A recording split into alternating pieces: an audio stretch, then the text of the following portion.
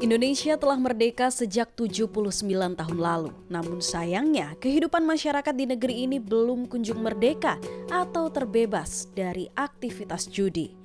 Belum selesai dengan aksi judi offline atau fisik. Dalam beberapa waktu terakhir, Indonesia harus berjuang keras melawan aktivitas judi online.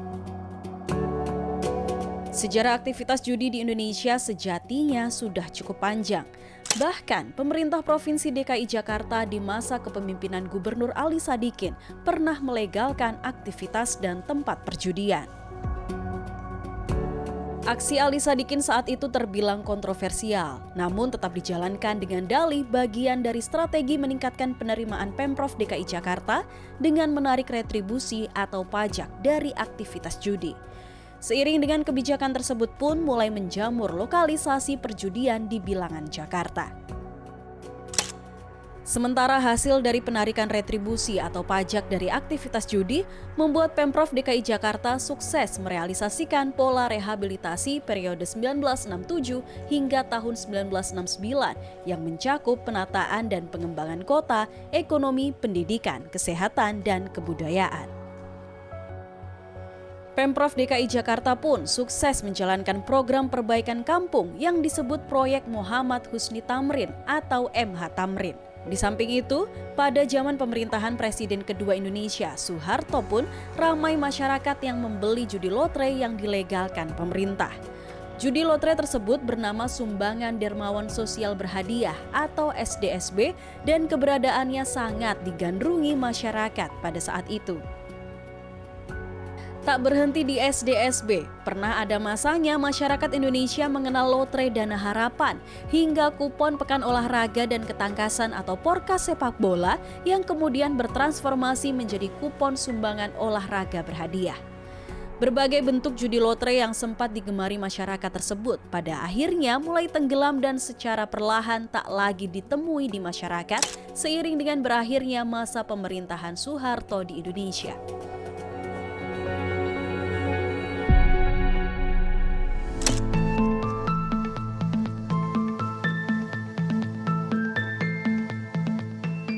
Namun jauh dari masa-masa di masyarakat Indonesia kecanduan judi, aktivitas ini sudah lebih dulu ada di Cina hingga Eropa bertahun-tahun sebelumnya.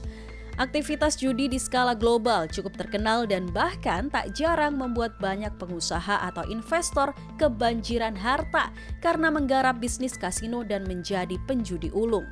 Di tengah maraknya pasar judi di global serta ditambah dengan perkembangan digitalisasi, akhirnya turut melahirkan judi online. Judi online atau judol telah ada sejak pertengahan tahun 1990-an. Seiring berjalan waktu, judol pun mulai dikenal di Indonesia dan menjangkiti masyarakat. Pusat Pelaporan dan Analisis Transaksi Keuangan atau PPATK mengungkap nilai transaksi judol di Indonesia melonjak tajam dalam 5 tahun terakhir.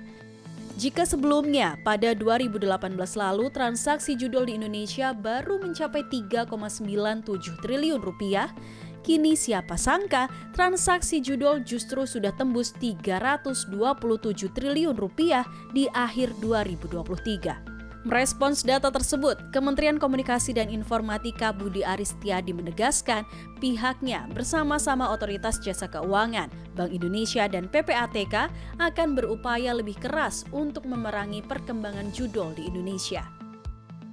Sejauh ini, Kominfo telah menutup 3 akses jaringan internet yang menggunakan jalur Virtual Private Network atau VPN gratis dan membatasi transfer pulsa Rp1 juta per hari dan memperkuat patroli siber.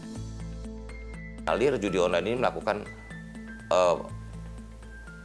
perdagangannya atau praktek judi online ini dengan mengkonversi uang menjadi pulsa sehingga mengaburkan itu semua. Dan yang berikutnya adalah kita juga terus melakukan patroli siber dan juga melakukan langkah-langkah yang drastis, termasuk bagaimana kita berkomunikasi dengan banyak otoritas, terutama otoritas keuangan, khususnya OJK dan Bank Indonesia, untuk sama-sama menjaga sistem pembayarannya. Karena Kominfo melakukannya di hilir. Nah, ini di hulunya ini kan ada sistem pembayaran, dalam hal ini perbankan dan juga sistem pembayaran yang lain, termasuk saya sebut yang e-wallet gitu loh. ini jumlahnya juga cukup besar. Senada dengan Kominfo, pihak OJK juga mengaku akan bersikap keras terhadap aktivitas judol.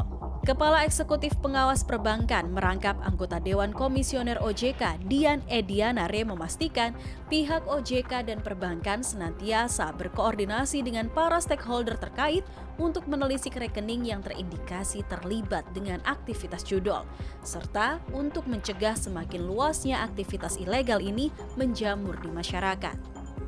Saja itu perjudian yang dilakukan di kapal, perjudian di hotel, susah beberapa kali untuk bagaimana memberantas yang katanya ini salah satu karakter orang yang salah satu yang merefleksikan karakter orang suka gambling itu begini nih. Jadi karena selalu seperti menaikkan adrenalin gitu kan kalau bermain judi itu.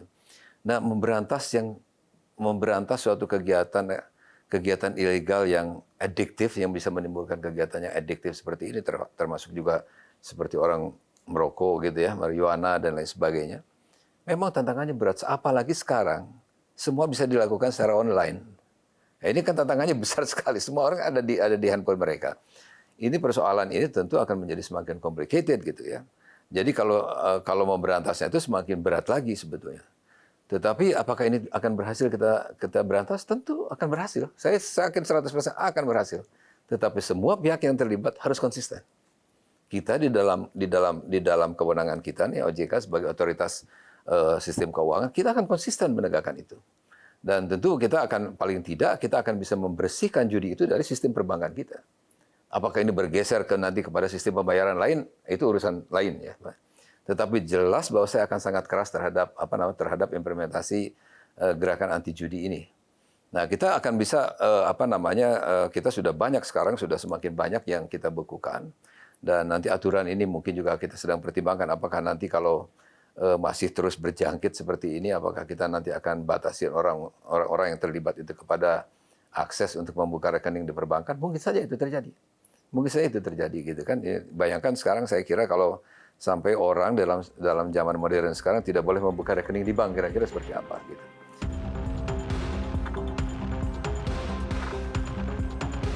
Menurut Dian, aktivitas judi online merupakan tindak pidana di bidang ekonomi yang harus segera diberantas.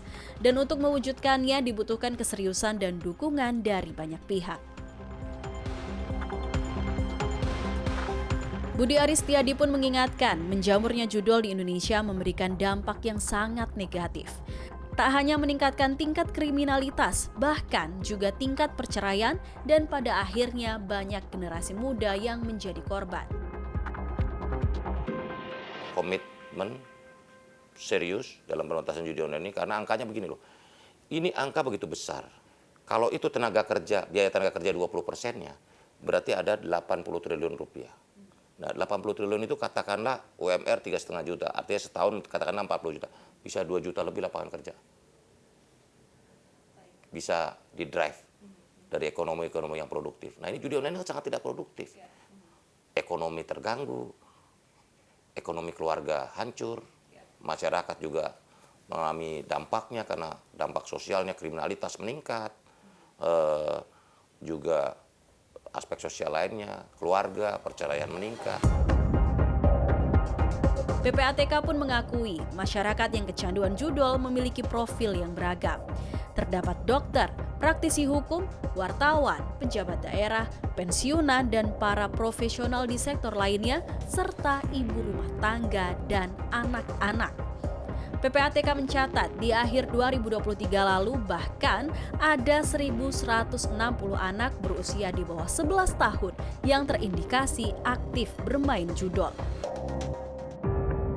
Masih maraknya aktivitas judol di dalam negeri memang kian memprihatinkan. Jika sebelumnya masyarakat kita dijajah oleh negara lain, kini setelah 79 tahun merdeka, sayangnya masyarakat Indonesia termasuk generasi mudanya justru banyak yang terjajah nafsu untuk bermain judol. Tentunya untuk mengatasi persoalan ini, kita tidak bisa hanya mengandalkan kebijakan para regulator dan pemerintah. Sebaliknya, masyarakat juga harus kompak untuk memberantas judol dan meningkatkan kesadaran secara massal terkait betapa luasnya dampak negatif yang dapat disebabkan oleh judol.